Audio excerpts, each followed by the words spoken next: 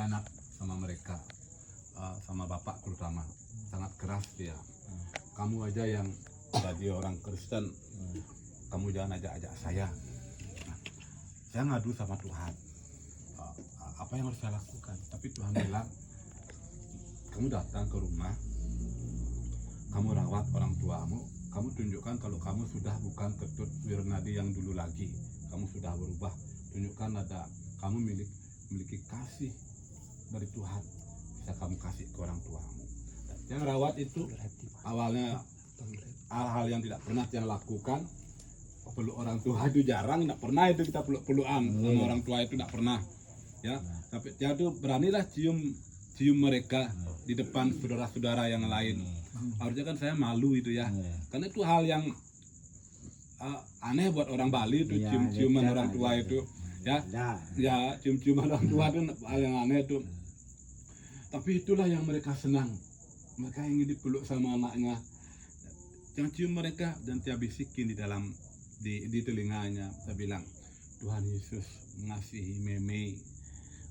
Kiri kanan kita selalu cerita itu, bilang begitu, bisik itu, bapak juga begitu, dan mereka jadinya rindu untuk didoakan.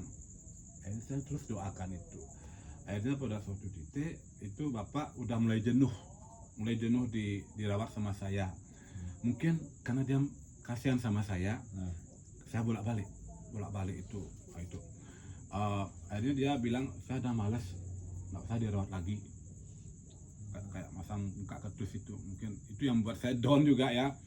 Nggak apa-apa gitu, nggak apa-apa saya datang, nggak usah kamu datang lah, kasihan kamu, gitu aja dia. Akhirnya saya jadi jarang nengok orang tua, seminggu sekali atau 2 minggu sekali, yang jelas sebulan tuh ada gitu saya nengok orang tua.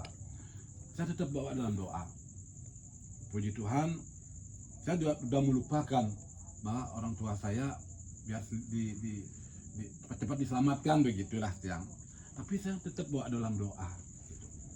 Puji Tuhan, hari itu dalam perjalanan saya ke Kuta, di batin saya ada suara, ya, kamu tawarkan orang tuamu baptis. Tapi saya menolak, karena saya tahu orang tua saya pasti kan menolak, dan pasti kata-katanya pasti akan pedas lagi itu bapak saya. Sampai di Kuta, saya ngobrol, saya cium mereka, saya ngobrol-ngobrol gitu ya, ngobrol-ngobrol ya, namanya Tuhan sudah tuntun mulut saya gitu. Tiba-tiba saya bilang, Bapak mau dibaptis gitu. Tapi pakai bahasa Bali ya. Bapaknya melukat gitu. Bapak saya bilang, saya mau gitu. Akhirnya saya cerita, tapi melukat ini melukat ala Yesus, ala Tuhan Yesus gitu. Mau gitu dia. Terus saya kan spontan bilang haleluya gitu kan. Bapak juga ikutan bilang haleluya gitu. Itu yang buat saya kaget gitu. Kok mau mereka begitu? Awalnya mereka bilang, waktu saya awal-awal memperkenalkan diri, mereka bilang, kamu seorang pengkhianat, kamu jangan ajak-ajak saya ikut jadi orang Kristen. Ya, saya tawarkan baptis, mereka mau. Ini bukan karena saya, karena ada kuasa Tuhan bekerja di sana. Dan puji Tuhan, mereka mau dibaptis tanpa ada hambatan sama sekali. Dan waktu itu saya tidak ada mobil, memang saya tidak ada mobil. Yang punya mobil cuma adik saya, Wayan.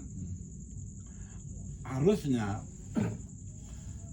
saya minta Wayan untuk ngantar orang tua.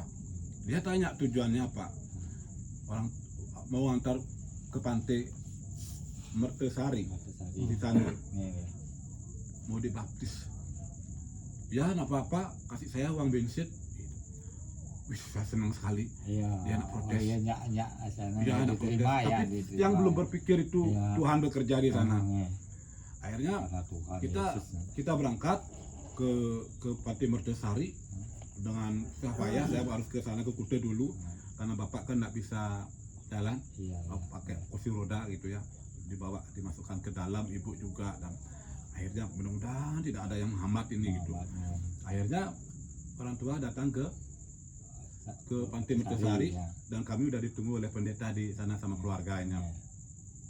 Puji Tuhan, mereka dibaptis di sana keduanya, dan malamnya itu saya teringat, kok bisa ya semuanya lancar-lancar aja Iya, gitu. lancar, adiknya Harusnya aja wayang mau. kan protes dia gitu. Adik saya, Ya. ngapain kamu bawa orang tua saya ikut-ikutan jadi orang Kristen, kan harusnya begitu Iya, ya, iya, secara maksudnya gitu maksudnya. akal ya kan. Tapi nggak ada apa-apa, dia cuma datang ikut ke pantai bawa canang dia maturan di pantai itu, sembahyang di pantai itu adik saya, sembahyang dia, habis itu sembahyang duduk gini.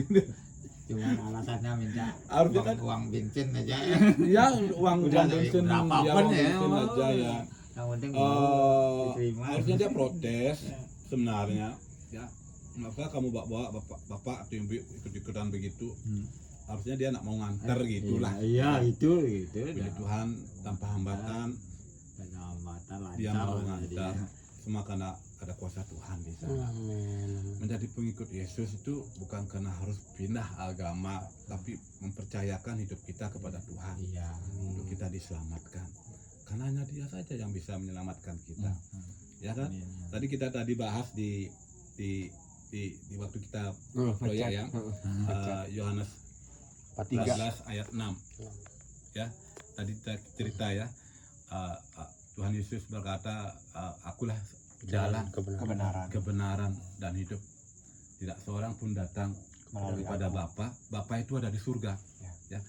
Tidak seorang pun datang kepada Bapa kalau tidak melalui aku. Hanya Tuhan Yesus satu-satunya jalan menuju surga. Itu. Karena Dia jalan menuju ke surga. Itu. Sama kalau kita mau ke suatu tempat ya, yang jauh, yang belum pernah kita kunjungi. Bagaimana kita mau ke sana kalau kita nak tahu jalannya?